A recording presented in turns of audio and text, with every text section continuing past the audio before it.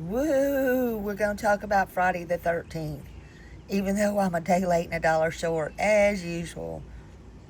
I apologize. I was so sick last night and I fell asleep and I didn't wake up. But we're going to talk about it as usual today. A promise as the promise, right? So this is a recording. And yesterday, I can't say today, but yesterday was Friday the 13th. It was the day of superstition, and people woke up to strange and creepy things happening out in the shadows. If you had anything creepy happening to you, just drop a skeleton head or some kind of emoji and tell me about it. Just tell me about it. Welcome to Smiley's World. Good morning. This is actually the 14th, Saturday. I hope you made it through Friday the 13th. It was finally Friday, and today is finally Saturday. And see, you made it. It's all good.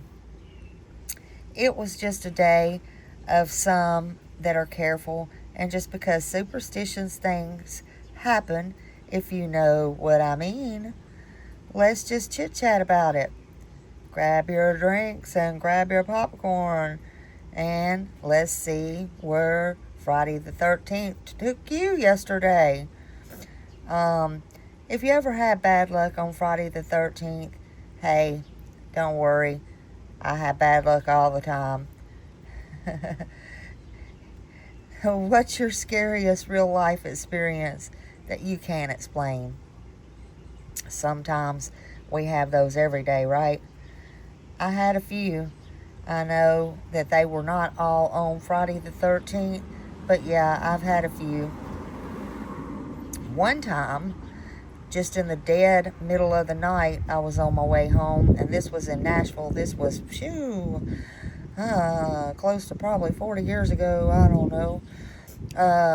Thank God there was not many cars out that night on the interstate, because we would have been a goner. But it was terrifying, and it was so scary and panicking. But right there close to getting to Shelby Street, um, there was a something happened to our car, and it was about 3 in the morning. I don't remember, somewhere like that. Our car just stopped out of nowhere. Just stopped. It was the weirdest thing, because it did start back up after this happened. So it was weird. But there was a 18-wheeler coming, and that 18-wheeler was about to jackknife right up all on us, and I was screaming, we got to get out of the car, panicking, we got to get out, and we did. And we got over those block things or whatever, so we wasn't right in the interstate. And again, thank God there was no traffic. We had our blinker lights on and all the above, and that truck kind of jackknifed getting over. Luckily, it saw the car. No damage was done. Nobody was hurt. No wrecks happened. Nothing like that. And then we got back in the car. My husband started right up, man. And then we got on the road. That was terrifying. That was heart-wrenching, because it wasn't too many years before that, I remember, and it was scary. You know, well, first of all, I had a friend same age as my older son. She had a little girl same age as my older son. She died kind of like that. And then before that, I had a friends I grew up with that were twins, and their daddy died with an 18-wheeler. So yeah, that's kind of scary for me. It took me a long time. Still to this day, I cringe when I go by walls and stuff like that on the interstate. I'm just kind of weird like that. But yeah, those things are scary and crazy. That was something terrifying. But if you had, and I've had a lot of terrifying things happen, but if you had anything, just put it in here. Um, anyway, that was good. Nothing happened. But maybe that was our wake up call. Don't be out at 2 or 3 o'clock in the morning, right? Sometimes nothing good happens out of that. Just saying. But I do believe in all things like that. I sure do. I am. Am I superstitious? Yep, sure am. Sure am. I sure am superstitious. Well, I sure am superstitious. Under no ladders I go, especially on the 13th. I don't cross black cats. If they cross in front of me, I will turn around and literally go 20 miles all the way if I have to. But I love black cats. I love cats. My mom was a cat lover. But nope, I ain't going to be taking that chance. On the other hand, I am batshit crazy. I would visit a haunted mansion and I would stay there at the scariest hotel. I sure would. I sure would. So I'm batshit crazy. I think we all got a little of that in us. So let me ask you, do you believe luck is real or just coincidence? Real or just coincidence or just by chance? I believe it's by the day, actually. I think sometimes if it wasn't for bad luck, I wouldn't have no luck at all. But honestly, I think it's probably just a chance. Just a chance. Now, I looked this up, and this was wild. Back in 1976, Daz Baker stayed in bed to avoid bad luck, and he died when the building collapsed on him. And then in 2010, a 13-year-old boy was struck by lightning on Friday the 13th at exactly 13:13. That's 1:13 p.m. in England. And then a $13 million lottery winner dies on the same day in 2004. Wow, talk about bad luck. Some people say the number 13 was too present to ignore. And some people say it's their lucky number. From fortune to fate in a matter of hours. Now, that definitely was bad luck and a curse. If you all know this or remember, Tupac died or Tupac, my son kills me for saying that every time. He died on September 13th, 1996, and that was on a Friday.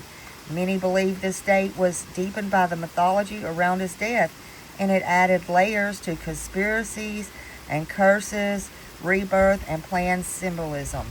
Some fans think the chaos was chosen and the day was intentional. I think that's bullshit. Just some, part of me, but I do. So, what is superstition? A superstition is a belief to practice that assumes a specific outcome and is influenced by unrelated actions, often linked to fear of the unknown or the supernatural, like folklore, religious beliefs, cultural traditions, survival rituals. So why is, Friday the 13th or the number 13 feared the most? Well, some say because the Last Supper, Judas was the 13th guest. He betrayed Jesus. Did you know that some hotels don't have the 13th floor elevator button? That's the truth.